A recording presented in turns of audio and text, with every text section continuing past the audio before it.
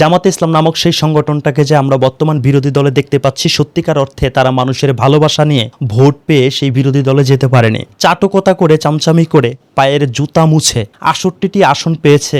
এর আগে অন্য ভিডিওতে আমি আলোচনা করেছি, তবে আজকের এই ভিডিওতে যেতে পারেনি। তারা চাটকতা করে নিজেদের অবৈধ পাওয়ার শো করে বিরোধী দলে গিয়েছে। এমনও তাদের অনেক এমপি আছে যেগুলো এমপি হওয়ার যোগ্যতা রাখে না। নিজেদের পাওয়ার শো করে, অবৈধ পন্থা অবলম্বন করে জামাতে ইসলাম নামক সেই সংগঠনের কয়েকজন এমপি সংসদে গিয়েছেন। কারণ ইতিপূর্বেই জামাতে ইসলাম নামক সেই সংগঠন এককভাবে নির্বাচন করে 2টি আসন পেয়েছে, জোট করে সর্বোচ্চ 20টি আসন পেয়েছে।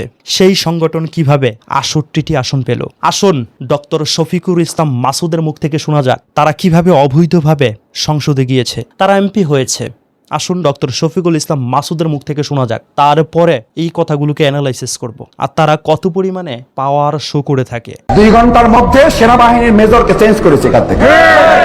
2 ঘন্টার মধ্যে ওসির চেয়ার থেকে সরাই। একবার চিন্তা ভাবনা করে দেখছেন, 2 ঘন্টার মধ্যে চেয়ার থেকে ওসিরে সরাইছে। কি পরিমাণে পাওয়ার ডক্টর শফিকুল ইসলাম মাসুদ সাহেবের। এই সমস্ত পাওয়ার শো করে জামাতে ইসলাম নামক সেই সংগঠন এবার বিরোধী দলে গিয়েছে। তাদেরকে বিরোধী দলে দেখা যাচ্ছে। চাটকতা করে, অবৈধ পন্থা অবলম্বন করে, পাওয়ার শো করে তারা সংসদে গিয়েছে। তারা সৎভাবে মানুষের ভালোবাসা পেয়ে যেতে পারেনি।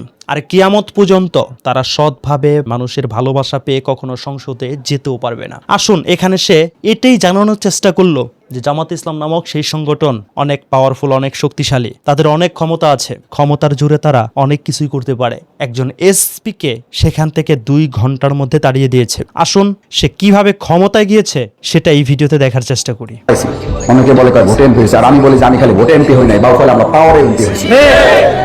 পাওয়ার দেখাইতে আসবেন না। তিনি পাওয়ারে এমপি হয়েছে, তিনি কিন্তু ভোটে এমপি হয়নি, এটা আমরা বিশ্বাস করি। যে সমস্ত মানুষগুলো 1971 সালে বাংলাদেশের বিরোধিতা করেছিল তারা আবার সংসদের ভিতরে কথা বলার রাইট কিভাবে পায়? অবশ্যই তারা অবৈধভাবে সংসদে গিয়েছে।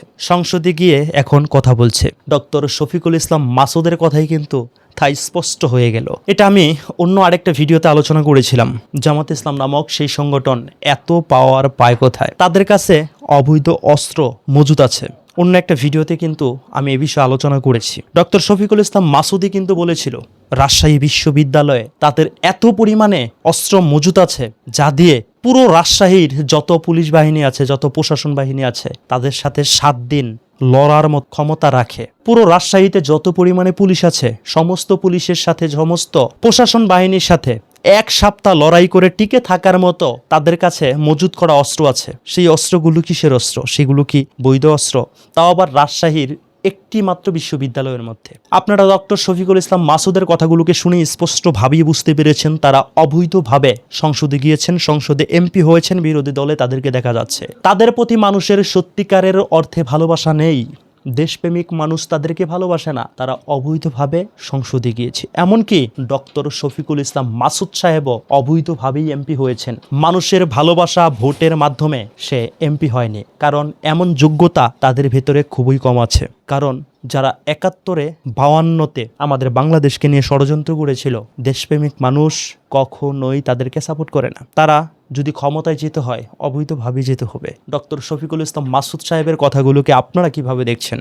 আমার কাছে তো মনে হচ্ছে ডক্টর শফিকুল ইসলাম মাসুদ সাহেব এখানে যে কথাগুলোকে বলেছে সত্য কথাই বলেছে। তারা ভোটের মাধ্যমে এমপি হতে পারেননি, তারা পাওয়ার শো করে এমপি হয়েছেন। যেমনভাবে পাওয়ার শো করে একজন এসপিকে 2 ঘন্টার মধ্যে সেখান থেকে সরিয়ে দিয়েছেন। যারা এইভাবে অবৈধভাবে সংসদে যায়, যারা অবৈধ পাওয়ার মানুষের সামনে শো করে, যারা অবৈধ অস্ত্র মজুদ করে রাখে, তারা কিভাবে একটা ইসলামিক সংগঠন হতে পারে? সেজন্যই ইসলামী আন্দোলন বাংলাদেশের সিনিয়র নায়েবে আমির সাহেব বলেছিলেন জামাত ইসলাম নামক সেই সংগঠন যদি কোনো রাষ্ট্রে ক্ষমতায় যেতে পারে কিয়ামত পর্যন্ত সেই রাষ্ট্রে আর ইসলাম বাস্তবায়ন হবে না। এটাই তাদের আসল রূপ। মানুষ ইসলামকে ভালোবাসে, ইসলামকে বিশ্বাস করে, ইসলামিক সংগঠন ভেবে তাদেরকে যদি ক্ষমতায় নেয় মানুষ ইসলাম থেকে নিজেকে সরিয়ে ফেলবে, বলবে এটাই কি ইসলাম? তাদের কথাগুলোকে শুনেই কিন্তু আপনারা বুঝতে পারছেন। তবে প্রাণপ্রিয় ভাই বন্ধুরা, আপনাদের মন্তব্য আপনারা কমেন্টে লিখে জানাবেন। তারা কি আদৌ কখনো সত্যতার উপরে থেকে মানুষের ভালোবাসা নিয়ে, মানুষের বিশ্বাস নিয়ে নির্বাচন করে এমপি হওয়ার ক্ষমতা রাখে? আপনাদের মতামত অবশ্যই খুবই গুরুত্বপূর্ণ, কমেন্টে লিখে জানাবেন। তারা ভোটের মাধ্যমে মানুষের ভালোবাসা পেয়ে কখনো কি নির্বাচিত হতে পারবে?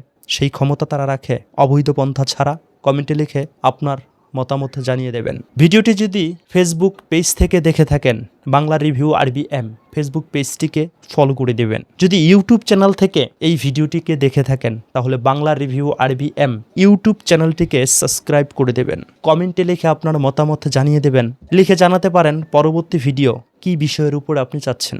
আসসালামু আলাইকুম ওয়া রাহমাতুল্লাহি ওয়া বারাকাতুহু।